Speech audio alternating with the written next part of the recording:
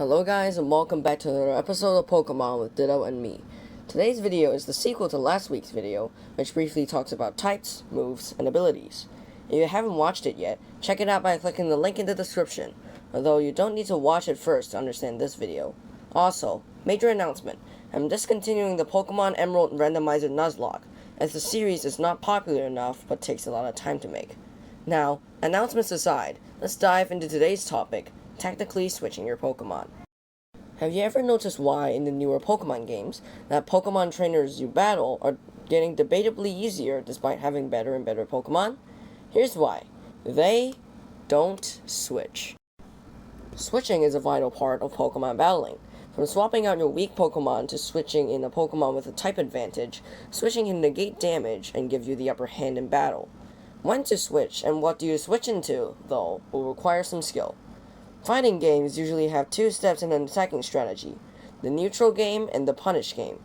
Think of successfully gaining the type advantage as the punishing game, while switching in order to achieve that as the neutral game. Bad metaphor aside, let's get into the different ways of switching. There are multiple types of switching. The first is a feint switch. This occurs whenever the Pokemon you're using faints.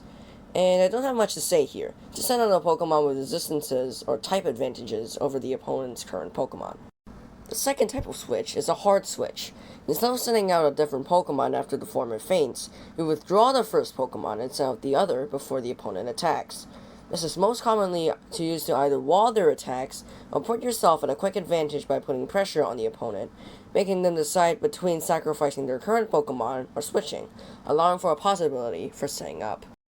So, in this battle, you can see me switch my Tyranitar out into Alakazam, walling the Machamp's fighting move, Mach Punch. As a fighting move does double super effective damage to Tyranitar, but does resisted damage on Alakazam. I swap it in to take the hit and also applying pressure on the opponent, as Alakazam has a type advantage against Machamp. This can sway the matchup in favor of me, as I can either take out his Machamp or set up on his switch. In this other battle, I use Mega Aerodactyl to swap into a Drill Run from Mega Beedrill. As I outspeed the Beedrill and have the type advantage, they swap into their ground type to absorb a rock type move, as I set up Hone Claws. Then I use Ice Fang and Stone Edge to finish the battle.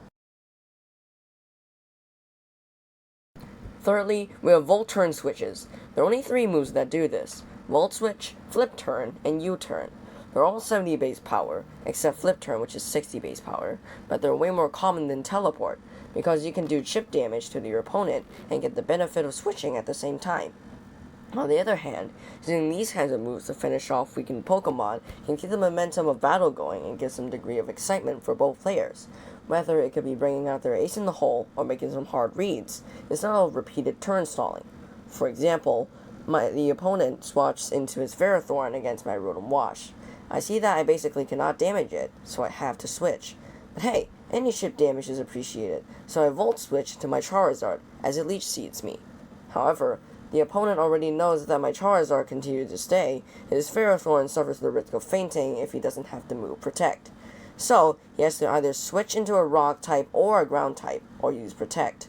Now, I have the benefit of using this pressure as bait for my other Pokemon. Lastly, before you go, reads going wrong may happen.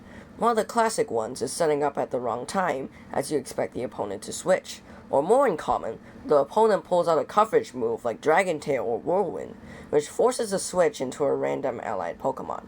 For example, I see my Cinderace in a sticky spot against an enemy Hippowdon.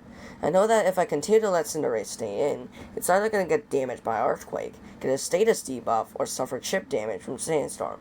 So, I switch into Vaporeon to beat the Hippowdon in its own stall game, but it uses Whirlwind, bringing out my Zero Aura instead. However, don't get discouraged because these moves are for the most part uncommon, and you will soon master the art of switching. One last question. Should I do Pokemon Go videos in the future? Please tell me your thoughts down in the comment section below. Stay tuned for next week's video about stats, roles, and items, and I'll see you there. Goodbye.